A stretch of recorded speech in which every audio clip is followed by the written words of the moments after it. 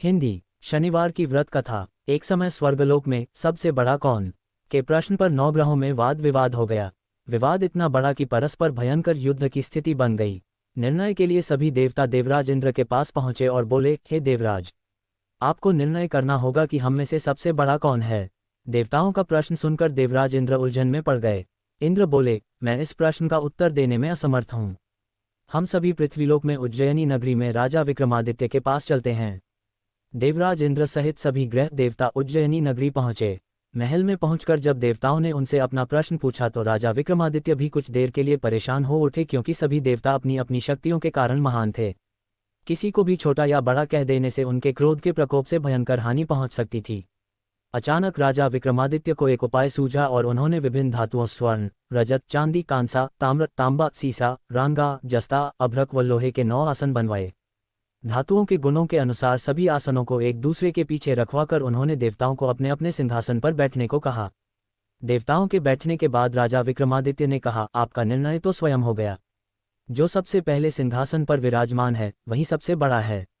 राजा विक्रमादित्य के निर्णय को सुनकर शनि देवता ने सबसे पीछे आसन पर बैठने के कारण अपने को छोटा जानकर क्रोधित होकर कहा, राजा विक्रमादित्य, तुमने मुझे सबसे पीछे बैठाकर मेरा अपमान किया है। तुम मेरी शक्तियों से परिचित नहीं हो। मैं तुम्हारा सर्वनाश कर दूंगा। शनि ने कहा, सूर्य एक राशि पर 1 महीने, चंद्रमा 2.25 दिन, मंगल 1.5 महीने, बुध और शुक्र 1 महीने, बृहस्पति 13 महीने रहते हैं, लेकिन मैं किसी राशि पर 7.5 वर्ष 7.5 तक रहता हूँ। बड़े बड़े देवताओं को मैंने अपने प्रकोप से पीड़ित किया है। राम को 7.5 के कारण ही वन में जाकर रहना पड़ा और रावण को 7.5 के कारण ही युद्ध में मृत्यु का शिकार बनना पड़ा। राजा, अब तू भी मेरे प्रकोप से नहीं बच सकेगा। इसके बाद अन्य ग्रहों के देवता तो प्रसन्नता के साथ चले गए, परंतु शनिदेव बड़े क्रोध के साथ वहां से विदा हुए। राजा विक्रमादित्य पहले की तरह ही न्याय करते रहे। उनके राज्य में सभी स्त्री पुरुष बहुत आनंद से जीवन यापन कर रहे थे। कुछ दिन ऐसे ही बीत गए। उधर शनि देवता अपने अपमान को भूले नहीं थे। विक्रमादित्य से बदला लेने के लिए एक दिन शनिदेव ने घोड़े के व्यापारी का रूप धारण किया और बहुत से घोड़ों के साथ उज्जयिनी नगरी पहुंचे। राजा विक्रमादित्य ने राज्य में किसी घोड़े के व्यापारी के आने का समाचार सुना तो अपने अश्वपाल को कुछ घोड़े खरीदने के लिए भेजा। घोड़े बहुत कीमती थे। अश्वपाल ने जब वापस लौटकर इस संबंध में बताया तो राजा विक्रमादित्य ने स्वयं आकर एक सुंदर व शक्तिशाली घोड़े को पसंद किया। घोड़े की चाल देखने के लिए राजा उस घोड़े पर सवार हुए तो वह घोड़ा बिजली की गति से दौड़ पड़ा। तेजी से दौड़ता घोड़ा राजा को दूर एक जंगल में ले गया और फिर राजा को वहां गिराकर जंगल में कहीं गायब हो गया। राजा अपने नगर को लौटने के लिए जंगल में भटकने लगा, लेकिन उन्हें लौटने का कोई रास्ता नहीं मिला। राजा को भूख प्यास लगाए। बहुत घूमने पर उसे एक चरवाहा मिला। राजा ने उससे पानी मांगा। पानी पीकर राजा ने उस चरवाहे को अपनी अंगूठी दे दी। फिर उससे रास्ता पूछकर वह जंगल से निकलकर पास के नगर में पहुंचा। राजा ने एक सेठ की दुकान पर बैठकर कुछ देर आराम किया। उस सेठ ने राजा से बातचीत की तो राजा ने उसे बताया कि मैं उज्जयिनी नगरी से आया हूँ। राजा के कुछ देर दुकान पर बैठने से सेठ जी की बहुत बिक्री हुई। सेठ ने राजा को बहुत भाग्यवान समझा और खुश होकर उसे अपने घर भोजन के लिए ले गया। सेठ के घर में सोने का एक हार खूंटी पर लटका हुआ था। राजा को उस कमरे में छोड़कर सेठ कुछ देर के लिए बाहर गया। तभी एक आश्चर्यजनक घटना घटी। राजा के देखते देखते सोने के उस हार को खूंटी निगल गई। सेठ ने कमरे में लौटकर हार को गायब देखा तो चोरी का संदेह राजा पर ही किया, क्योंकि उस कमरे में राजा ही अकेला बैठा था। सेठ ने अपने नौकरों से कहा कि इस परदेसी को रस्सियों से बांधकर नगर के राजा के पास ले चलो।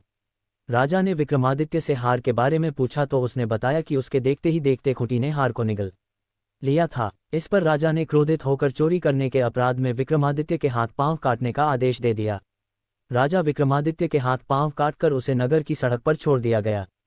कुछ दिन बाद एक तेली उसे उठाकर अपने घर ले गया और उसे अपने कोल्हू पर बैठा दिया। राजा आवाज देकर बैलों को हाँकता रहता। इस तरह तेली का बैल चलता रहा और राजा को भोजन मिलता रहा। शनि के प्रकोप की 7.5 पूरी होने पर वर्षा ऋतु प्रारंभ हुई। राजा विक्रमादित्य एक रात मेघ मल्हार गा रहा था कि तभी नगर के राजा की लड़की राजकुमारी मोहिनी रथ पर सवार उस तेली के घर के पास से गुजरी। उसने मेघ मल्हार सुना तो उसे बहुत अच्छा लगा और दासी को भेजकर गाने वाले को बुला लाने को कहा। दासी ने लौटकर राजकुमारी को अपंग राजा के बारे में सब कुछ बता दिया। राजकुमारी उसके मेघ मल्हार से बहुत मोहित हुई, अतः उसने सब कुछ जानकर भी अपंग राजा से विवाह करने का निश्चय कर लिया। राजकुमारी ने अपने माता पिता से जब ये बात कही तो वे हैरान रह गए। रानी ने मोहिनी को समझाया, बेटी, तेरे भाग्य में तो किसी राजा की रानी होना लिखा है, फिर तू उस अपंग से विवाह करके अपने पांव पर कुल्हाड़ी क्यों मार रही है।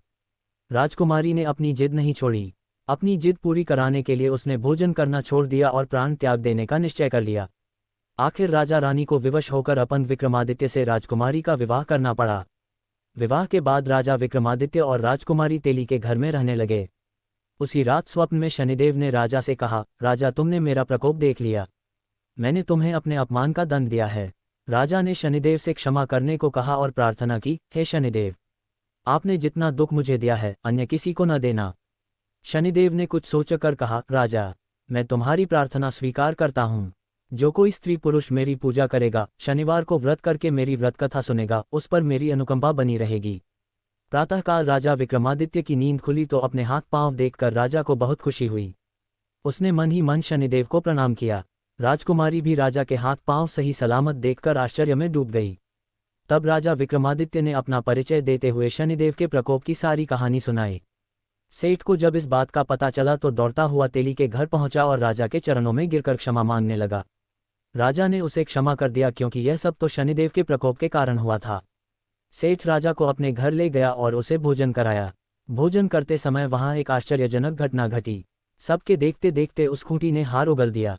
सेठ जी ने अपनी बेटी का विवाह भी राजा के साथ कर दिया और बहुत से स्वर्ण आभूषण, धन आदि देकर राजा को विदा किया। राजा विक्रमादित्य राजकुमारी मोहिनी और सेठ की बेटी के साथ उज्जैनी पहुंचे तो नगरवासियों ने हर्ष से उनका स्वागत किया। अगले दिन राजा विक्रमादित्य ने पूरे राज्य में घोषणा कराई कि शनिदेव सब देवों में सर्वश्रेष्ठ हैं। प्रत्येक स्त्री पुरुष शनिवार को उनका व्रत करें और व्रत कथा अवश्य सुने। राजा विक्रमादित्य की घोषणा से शनिदेव बहुत प्रसन्न हुए। शनिवार का व्रत करने और व्रत कथा सुनने के कारण सभी लोगों की मनोकामनाएं शनिदेव की अनुकंपा से पूरी होने लगीं। सभी लोग आनंदपूर्वक रहने लगे।